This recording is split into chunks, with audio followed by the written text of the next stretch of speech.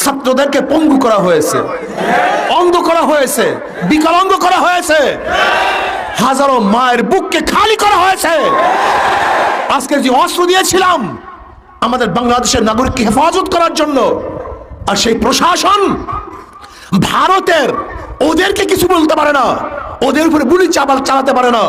প্রশাসন শুধু আমাদের জনগণের উপরে, বাংলাদেশের জনগণের উপরে, নিরীহ জনগণের উপরে তারা গুলি চালায়। আজকে শেখ হাসিনা খুনি হয়ে গেছে, রাক্ষস হয়ে গেছে, জালেম হয়ে গেছে। সে মসনদে বসে মানুষকে মানুষে মনে করে না, মনে হয় যেন মানুষ নয়, সবাই জানোয়ার। এবার প্রমাণ করতে হবে আমরা মানুষ কি মানুষ না, বাংলাদেশের জনগণ কি জনগণ কি জনগণ না।